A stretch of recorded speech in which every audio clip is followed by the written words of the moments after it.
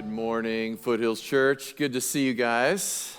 Thanks so much for coming out and being with us today. It's good to have you. If you have your Bibles with you, I encourage you to pull them out and open them up to Philippians chapter 2. That's where we're going to be as we take another step in our series in Philippians in just a moment. While you're finding your way there to Philippians 2, punching it in on your electronic device or opening the old-fashioned Bible, let me say a word of welcome to those who are joining us online. Great to have you guys tuning in, virtual Foothills Church.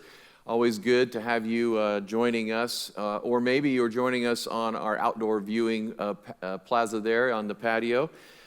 Great to have you tuning in wherever you are tuning in from.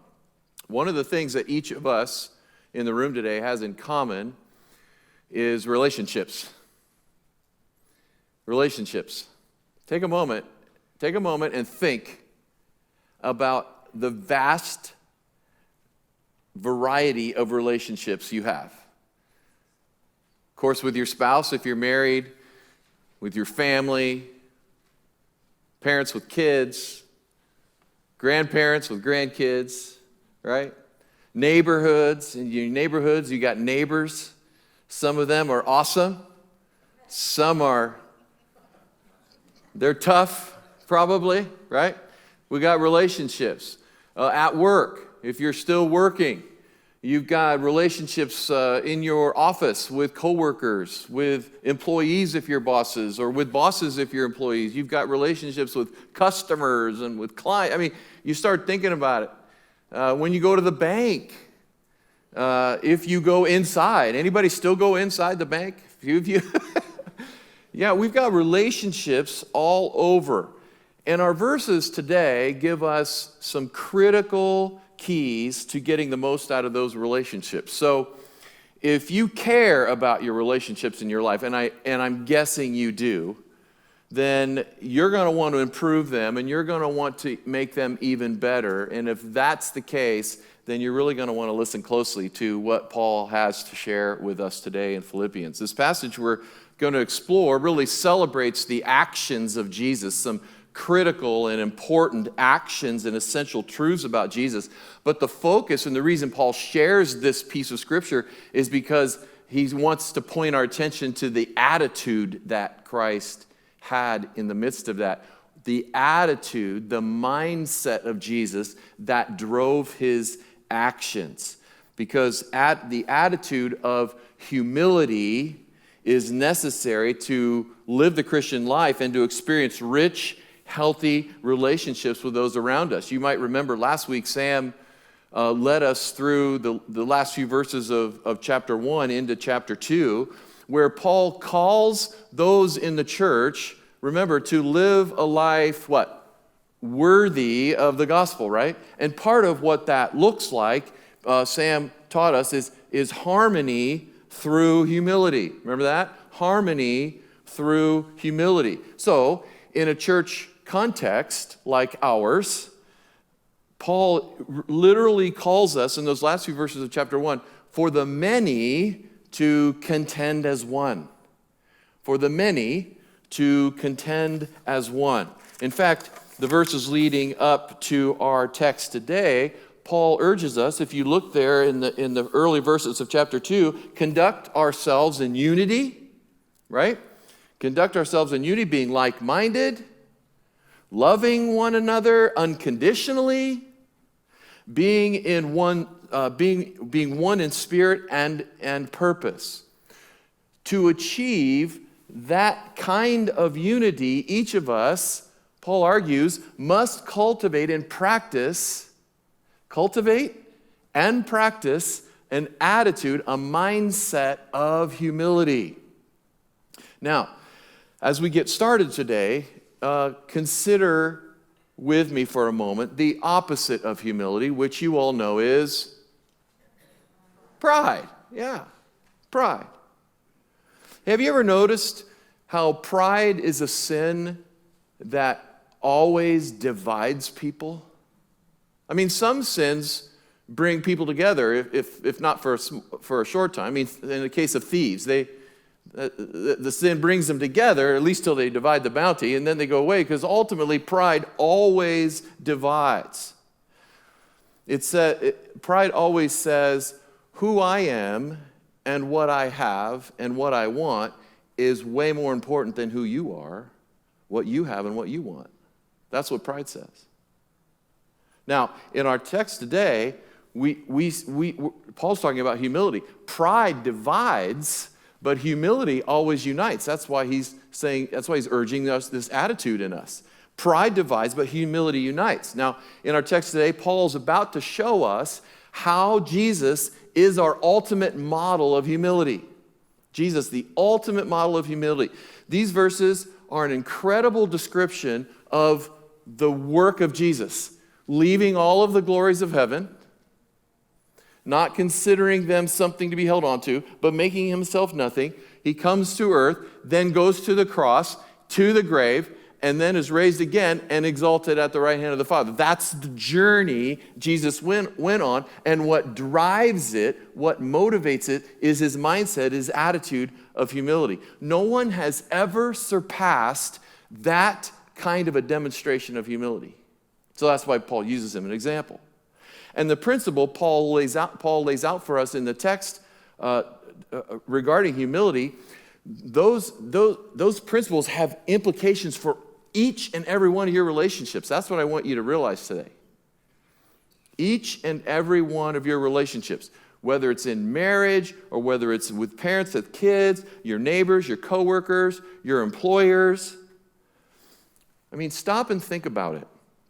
One business mentor friend of mine is always repeating this phrase: it's all about relationship. You think that's true in life? Think about your life. Think about where you've been, doors God's opened, what's happened, what you've accomplished. You know what you've accomplished, you're probably standing on the shoulders of somebody else, right? So it's all about relationships. Life is made up of relationships. Remember, the two most important commandments, we've talked about this a number of times. What are the two most important commandments?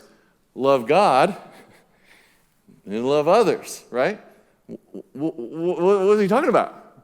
Relationship with God and relationship with each other, right?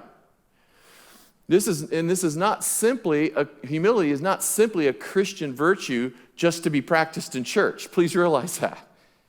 I've done a tremendous amount of reading about the impact of humility, even in secular marketplace literature. And the reality is, humility, cultivating it and practicing it in your life, literally touches every relationship you experience in your life. I want you to think about that for a second. Every relationship, in your home, at work, with your clients, with your accounts, with all your customers, humility touches every area of life. It can work to improve even your best relationships. And if you've got sour ones, you have any conflict in any of your relationships? You have any angst, unrest in any of your relationships? If you do, you're probably with the majority. And if you have relationships with unrest or conflict, I would argue that in one way or another, pride has poisoned that relationship. Either blatantly or subtly. Pride has poisoned that relationship, because what does pride do? Pride, what? Divides, remember? Pride divides. And the only antidote, friends, listen, is what we're going to hear today. The only antidote to pride and its poison in your relationships is humility.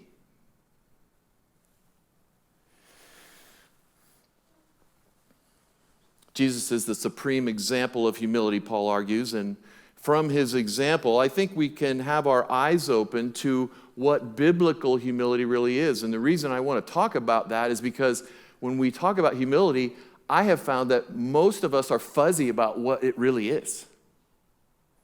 We're really kind of fuzzy about what it really is. So we're going to talk about what biblical humility is, and I want to try to compare and contrast it with a couple other things. Pride, of course, but also false humility.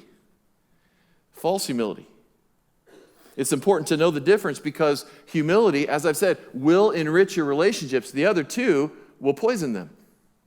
So I want you to listen very carefully. Let's look together, chapter 2, verse 5 and 6. Let's find our first first sort of characteristic of true humility. In your relationships, Paul says, see, that's the context of all this, right? In your relationships. This is talking about your relationships with one another, with other people in the church and outside the church. In your relationships with one another, have the same mindset. Some of your Bibles say attitude. Okay, that's what we're talking about. Have the same mindset as Christ Jesus. Well, what is that? Look at verse 6. Who being in very nature God, did not consider equality with God something to be used to his own advantage. So the first characteristic of true humility is, true humility, I would argue, is born out of equity and strength.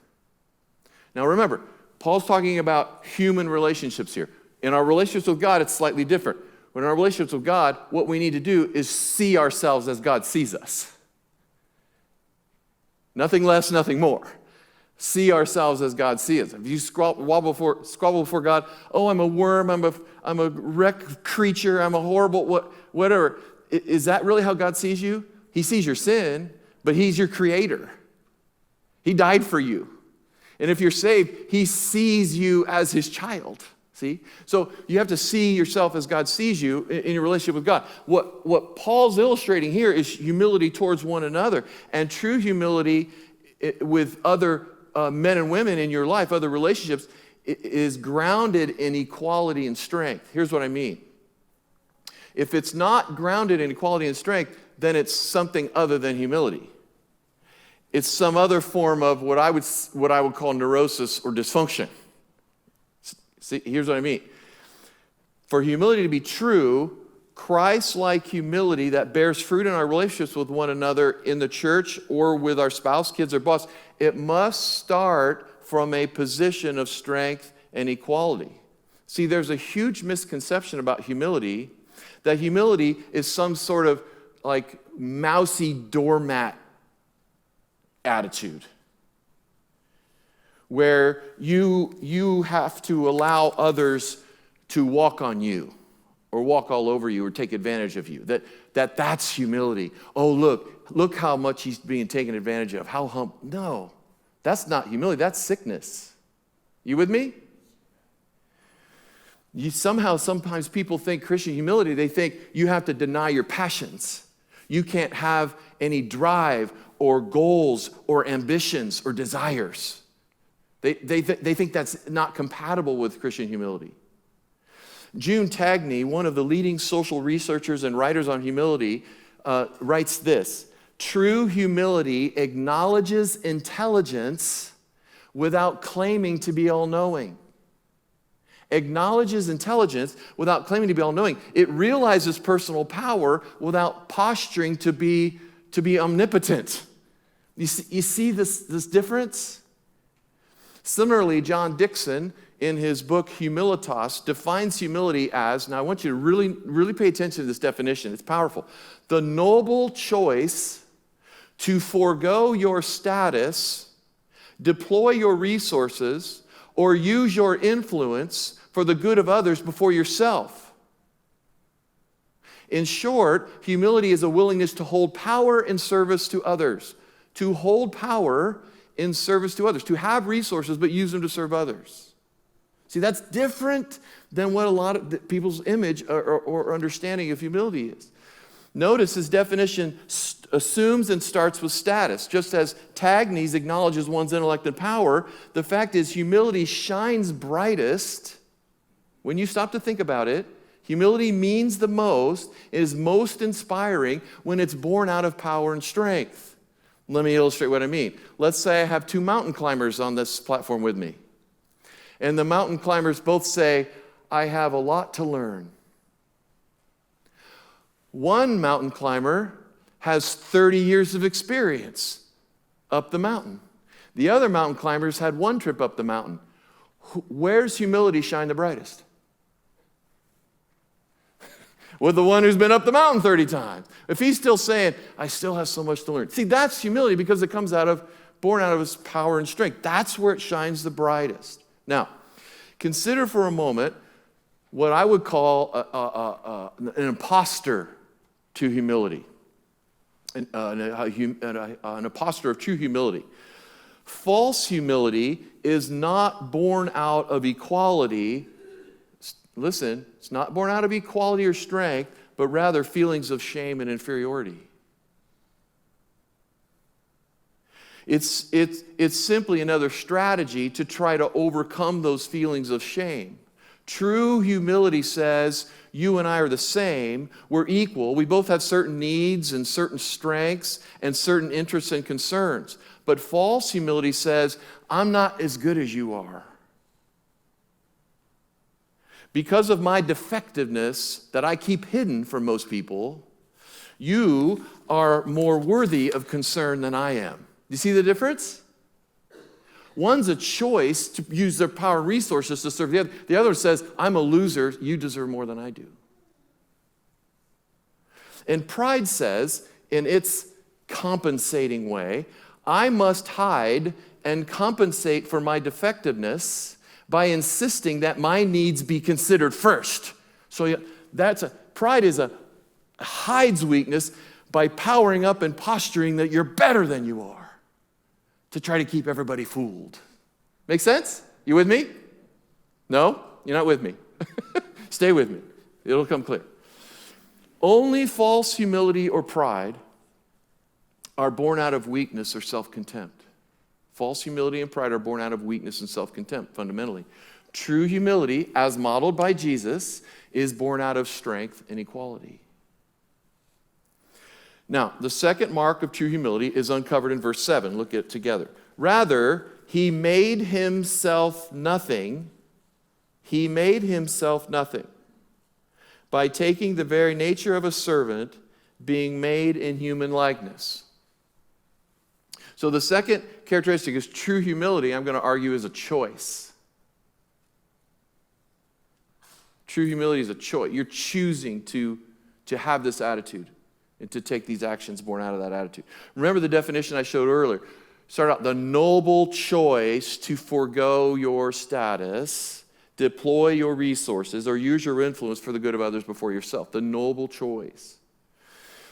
The text says, Jesus, if you look at it with me, though he is equal with God, that's his status, though he's equal with God, did not consider that position in life to be something he had to hold on to for his identity or image or significance. He didn't see his equality with God as a right that he needed to exploit for his own advantage. He didn't need to cling to it to make himself look good to others. Instead, verse 7 says, he chose to make himself nothing. Jesus Christ, being in very nature God, that means being God in every way, voluntarily chose to make himself nothing by comparison and take the form of a human being.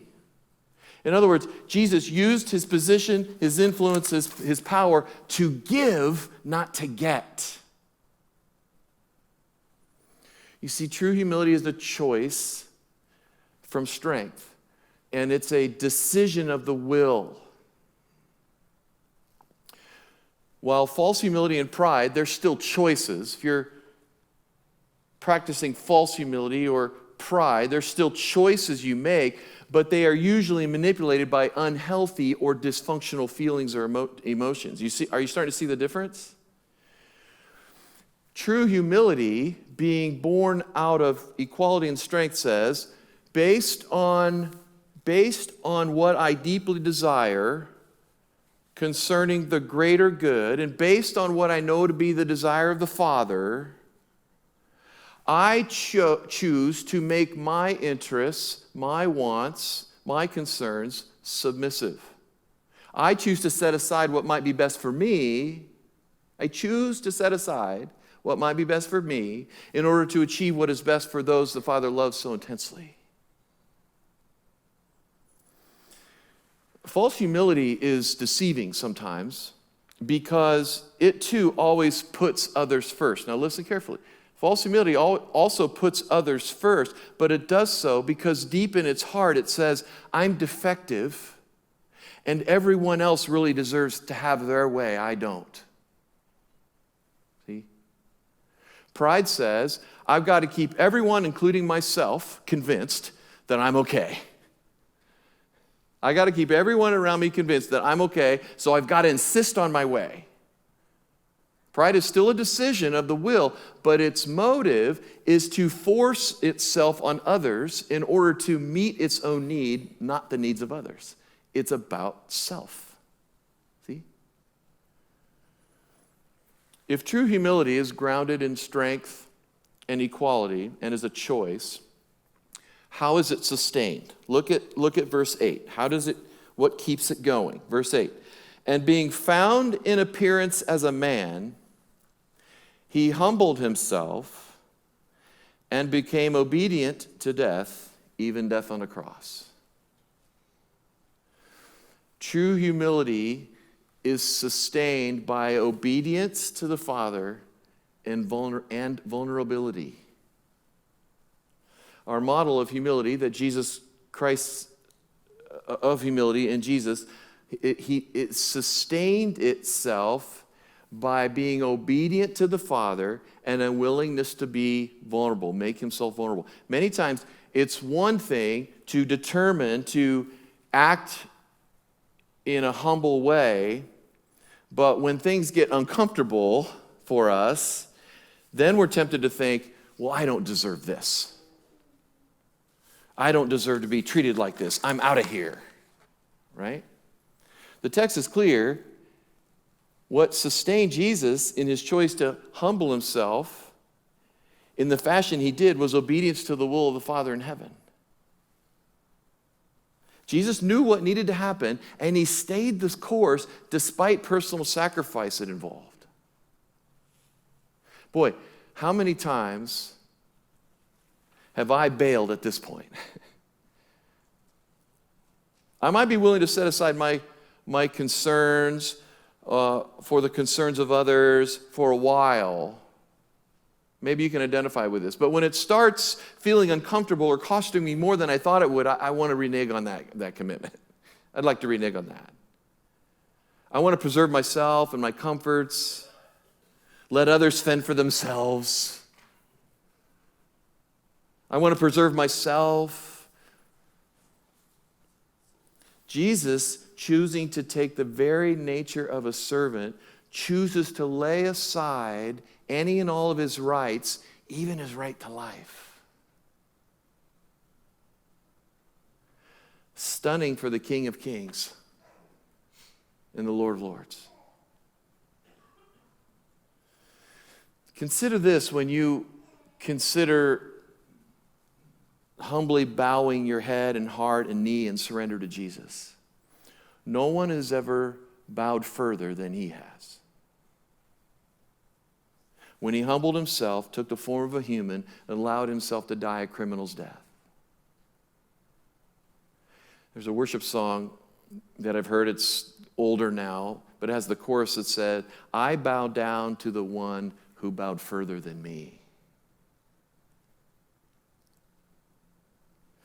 C.S. Lewis wrote, one may think of a diver, first reducing himself to nakedness, then glancing in midair, then gone with a splash, vanished, rushing down through green and warm water into black and cold water, down through the increasing pressure into the death-like region of ooze and slime and old decay, and then back up again, back to color and light, his lungs almost bursting until suddenly he breaks through the surface again, holding in his hand a dripping, precious thing he dove down to recover.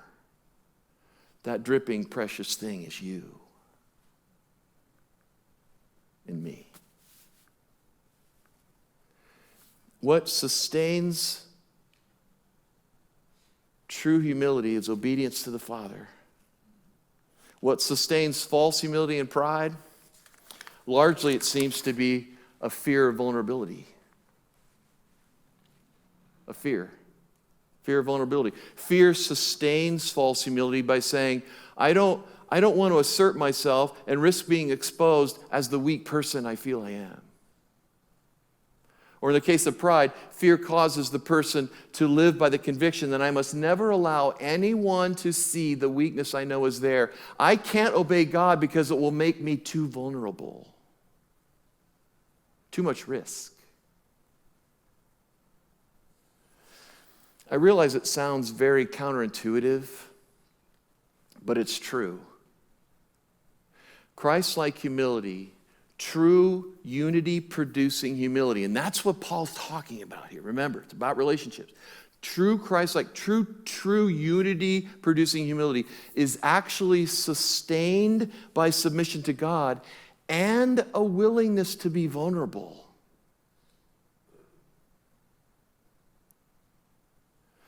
The staff and I were meeting this last week with some of the leadership of Celebrate Recovery. You guys know what Celebrate Recovery is? Okay? We're meeting with some of the leadership of Celebrate Recovery, and it was an incredible time. Talk about a humble group of leaders. Okay? A humble group of leaders. Their humility was so contagious, and we were able to get heart deep in our conversation really quickly because all the masks were off. All the masks were off. They have all been through some stuff, some painful stuff, and they've come to the end of themselves. And they've come to the end of pretending to be something they're not.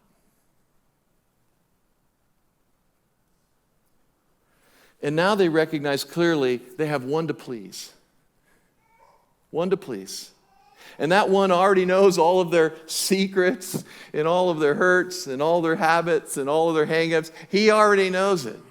And literally the one leader said, I love you guys, but I don't really care what you think about my life because I got one to please. Their humility creates a safe environment around their lives and draw the others in. That's what Paul's talking about.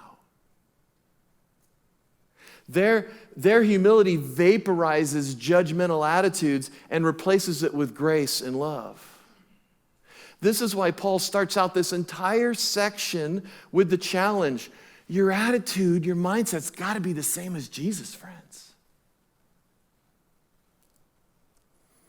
True humility, as we said, is born out of strength and equality. It's set in motion by an act of the will. It's a choice. It's sustained by vulnerability and surrender to God. And finally, we're going to discover here that biblical humility glorifies God like nothing else and is ultimately rewarded by Him. Look at the last part of the text in verse 9. Therefore, so it starts with what Jesus has done, even death. It goes on, even death on the cross. Therefore, God, what? Exalted him to the highest place, right? And gave him the name that is above every name, that at the name of Jesus every knee should bow in heaven, on earth, and under the earth, and every tongue confess that Jesus Christ is Lord, to the glory of God the Father. See, to the glory of God the Father. True humility always glorifies God, and in time is itself rewarded by God. Jesus glorified God in his humility and his obedience. Therefore, as a reward, God exalted him. And guess what? Jesus is modeling here the promise that God gives us, you and me, from cover to cover in Scripture. Do you know it? You exalt yourself, I'll humble you. You humble yourself, here's the promise, I will exalt you. I will lift you up. Humble yourself in the sight of the Lord, and He will lift you up. See? Humility that produces unity and harmony and promotes deep supportive relationships. That kind of humility glorifies God like crazy. And in time is exalted by Him. It's a principle of God's kingdom. That's how He operates. That's how He does things. Those who humble themselves before God and before others are ultimately exalted by him. It happened with Jesus. It will happen with you if you seek to cultivate and practice the humility Paul's calling for. The marks of it: born out of strength and equality, set in motion by the will, sustained by surrender to God and vulnerability, and all of that glorifies no one else but God the Father. When I fit these characteristics together, I want to show you a definition. I want you to reflect on this for a moment. This is a concise definition of what I think Paul's teaching us about humility. It looks like this.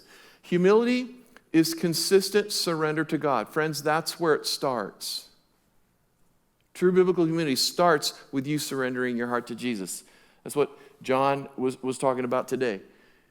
Surrendering your heart to Jesus, asking him to be your leader, your forgiver, your surrender. You surrender your heart to him on a regular basis. Humility is consistent surrender to God that generates, watch this, as you're face to face with Jesus, as you are growing in him and learning to love him and he's transforming you, that generates wholeness, strength, and vulnerability in you. You with me?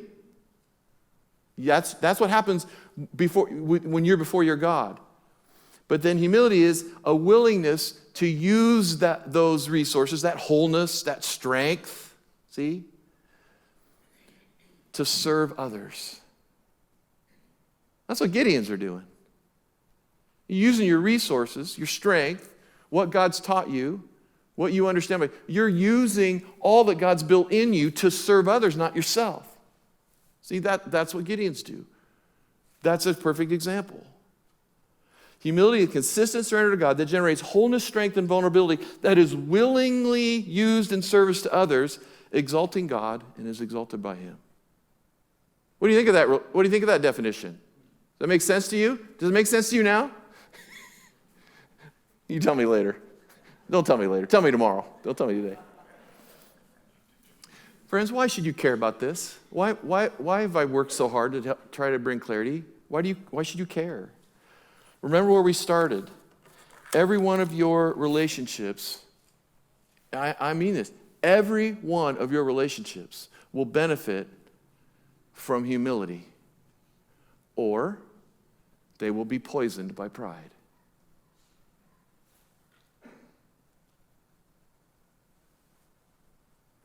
Paul is arguing humility is the pathway toward unity and harmony. And man, that is so true. The truth is, pride is at work where there is division, where there is angst, where there's tension, where there's conflict. In one way or another, pride's at work. You have relationships that you wish would be better. I'm thinking humility can speak into that. You have relationships that have got some conflict and unrest. I'm thinking pride's at work. Humility is your only antidote. It really is. In the next 5 minutes, I'm going to lead you through a series of questions. In fact, I'm going to ask Julie and the team if you guys would come back up and just kind of create some space for us. I want to give us a few minutes to reflect on a few questions. I want to walk you through these. And by the way, if you want me to send you these questions, just let me know, because they're in the manuscript online. You can find them there. But if you have trouble, email me or text me or whatever, and I'll get them to you. But I want you to bow your heads with me, if you would, while these guys are coming. Bow your heads. But I want you to think through your relationships for a moment. Is there a relationship that God might be putting in your view this morning that is experiencing some tension, some conflict, there's a wedge there somehow? I want you to focus on that relationship for a moment. The Bible's taught us that humility is born out of strength and equality. Do you see Do you see yourselves in that relationship? Do you see yourselves as equal, trying to work through this? Or is somebody posturing up? Are you posturing up, self-protecting? Pushing away from vulnerability a bit?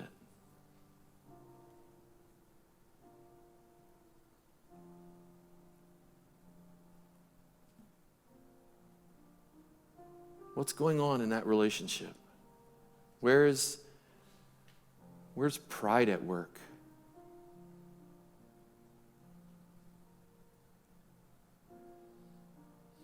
Ask God to help you. Ask God to help you see it. One of pride's characteristics is it blinds us.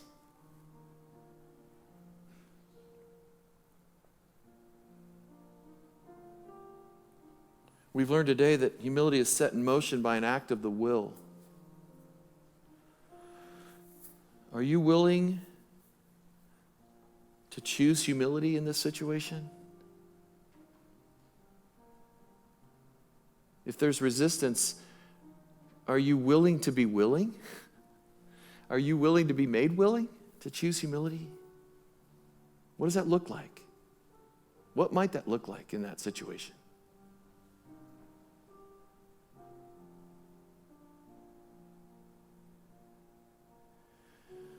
We've learned that humility is sustained by a consistent surrender to God and obedience to Him, and a vulnerability in our lives, taking the masks off.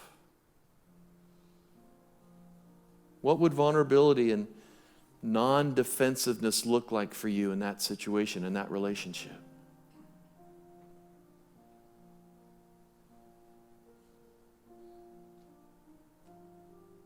What would it look like if you took your mask off?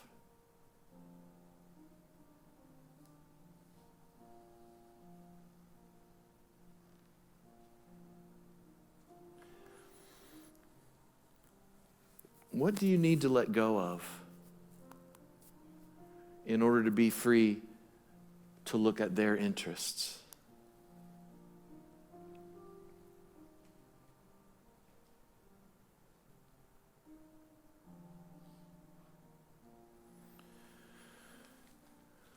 Lord God, you know our hearts.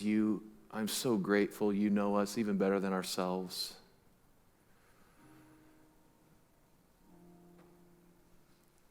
You know us better than we know ourselves. Raise our awareness, Lord Jesus. You know our heart's desire to walk in humility, to have that mindset that you had, Lord Jesus. We want to cultivate that in our lives. We know it's going to be a lifelong learning, but we're praying in these moments, in this particular relationship where we feel this tension or this conflict, we want you to raise our awareness of what it looks like to walk in humility in that. Help us be truthful with ourselves, honest with ourselves. And Lord, would you fill us with your Spirit, giving us the courage we need to walk in humility? It's a courageous lifestyle. When you give up self-protecting, and when you get up grasping for your own interests, when you use your resources to serve others, it can be risky. It feels weird to us, Lord. It feels counterintuitive. But may your Spirit fill us. Give us understanding. Give us courage. And give us what we need in order to live and love and have the same mindset that you had. We love you. In your name, amen.